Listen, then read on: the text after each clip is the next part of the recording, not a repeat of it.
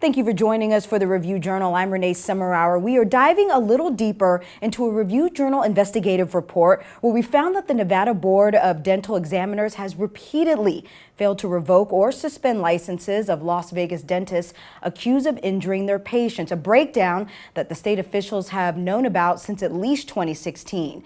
Now, more than 900 complaints have been filed since 2013, but the number of sanctions issued by the board has plunged even as grievances have increased. Now, during the RJ 5-month investigation, we found that the board has only revoked 4 licenses in the past 6 years. Around 2,000 dentists are licensed in Nevada, and that's just one of the many issues that we have found. Now, joining us now, investigative reporter Arthur Kane. He has been working on this piece for many months now, and he has been doing this investigation on the Nevada Board Dental Examiners. Art, thank you so much for joining us.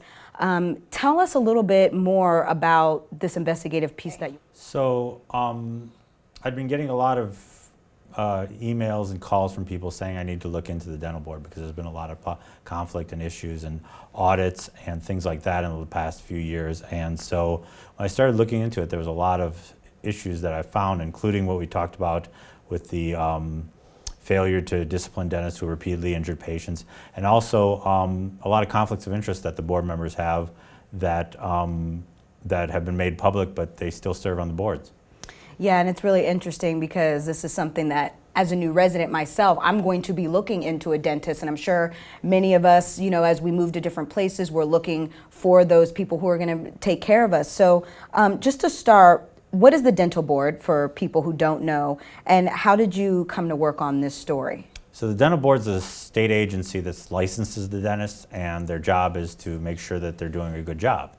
If you go to a dentist and he doesn't do a good job on your teeth, you can file a complaint with the dental board, and they're supposed to investigate it, find out if he had the standard of care that the law provides, and if he didn't, he should be sanctioned either with fines or revocation or suspension. Like I said earlier, I'd been working on some stuff at UNLV Dental School, and I was getting a lot of emails and phone calls saying you really need to look at the dental board too because there's some issues there. Yeah, and I think something like this will force other states or even other investigative reporters to look into what their state is doing about their dental board. So what did you find in this investigation? So I think the biggest finding is that there's at least a dozen dentists in the state who repeatedly have either hurt patients, either been sued because of it, or the board has even found that they did something wrong on a patient's mouth. And those dentists still continue to have licenses and they're still practicing. And unless you go to the board's website, you could walk into one of these dentist offices and not know what happened. Yeah, exactly. Now, during this 5-month investigation, you obviously talked to some of the patients. So what was their point of view about this whole thing? Well, all of the patients were surprised. A lot of them didn't realize that there were other patients in similar situations. So I would call up a patient or I'd find a patient and they'd think they were the only one that were hurt by this dentist. And then I'd say, well, have you seen this patient or have you seen this lawsuit? And they'd be, oh my God, no. And universally their reaction was, if it was just me, that's one thing, but if there's 3, 4, 5, 6 patients, why does this guy still have a license, or why does this woman still have a license? Yeah, I mean, isn't that why reporters like ourselves do these stories? Because it's usually always more than one person who's dealing with a particular issue. Now, of course, I know the board reacted to this. What was their reaction to it? Well, they didn't actually react to it. They refused to talk to me. I did have a brief phone conversation with their general counsel, who at the end of it told me, I can't use anything that she said. Well, I said, sorry, we were on the record. We never went off the record. And so I really wanted them to respond because there's a lot of issues that I bring up that they haven't responded to. There's some things that they have in other public records and audits and things like that I can use in my story to try to get their side. But a lot of these things, they just said, I won't talk about specific dentists. And it's their job to enforce the rules against specific dentists. So it was surprising to me that they wouldn't talk about them, especially ones that had already public discipline and public lawsuits that I found on their website. Yeah, it's always about those legal issues. Now, you did say that you also found that the dental board had a number of conflict of interest. So explain to us what some of those were. So, for example, some dentists got into a situation where they hired a hygienist who wasn't licensed, so they were being disciplined for that. So instead of fining them, they required them to give a donation to some nonprofits. Well, one of the nonprofits had 2 of the board members who are connected to the nonprofits. One of the board members was president of a nonprofit, one of the nonprofits. Another situation was the former president of the board. She's still on the board, but he was president at the time.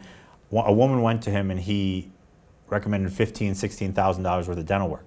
She went to a couple other dentists and found that she didn't need some of that dental work. So she filed a complaint. The board sent the complaint to the Attorney General's office and the Attorney General dismissed it. So those are the kind of things where people looking at it from the outside will say, how does the board have credibility if you've got these kind of issues and you're not enforcing it against your own people? Yeah, and on top of that, they're not abiding by the open meeting laws. Is that correct? Yes, I found a situation where there was a guy who, he has a lengthy set of complaints about dentists, but state law requires all these public agencies to have a 3-minute public comment session. And the law specifically says that they can't limit people by what they want to say. You can go there, whether you're right or not, you can go there and vent your grievances. This guy goes, vents his grievances, they filed a restraining order against him and tried to get him kicked out of the meeting. A judge looked at it and said, you can't file a restraining order for this reason. People have rights to come to public meetings, public agencies that are supported, that are appointed by the governor. People have a right to come there and say whatever they want. Whether you agree with them or not, they have a right to say it. You can't cut them off. You can't file a restraining order against them. And again, just a web of different things reading through this report of just piled on issues that we're hearing about right now. So we're hearing some of the problems. A lot more of this report's going to come out. We're going to get a laundry list of some of the issues you found. How do we solve these problems? Well, the board is all appointed by the governor.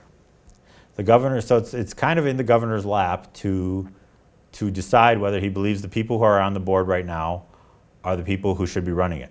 A couple of board members, including a couple who've had conflict of interest, their terms are up at the end of the month. So he can reappoint them, he can put someone else on the board. The bigger issue, which some people tell me, is that the legislature just needs to change the makeup of the board. Almost all the board members are either hygienists or dentists. The one public member is also part of the medical community, she's a nurse. A lot of patients' rights activists say that there should be at least several public members who have no connections to dentistry or medicine. Some people would say all of them should be, and just have dentists be the experts who tell them whether this person did the right thing or not, because a lot of people say dentists will protect dentists, doctors will protect doctors. Yeah. Okay, so again, I'm a new resident here of Las Vegas. There's a lot of new residents coming here to Las Vegas. There's a lot of people who may be switching insurances, changing jobs, but we're all looking for doctors and we're all most likely looking for dentists. So what should a patient do to kind of, we see reviews online, but what can we really do to check to make sure that we're going to be with the right dentist? So I think getting a referral from a colleague or a friend or a family member is one of the better ways because they've already had experience. You can go to the board's website and click through several pages and you can check to see what has happened with that dentist. The problem there is that if there have been complaints, you won't know about it. It'll only be if they take action on it. You can look at lawsuits. You can go to the courthouse and see, run the dentist's name to see if there's been malpractice cases.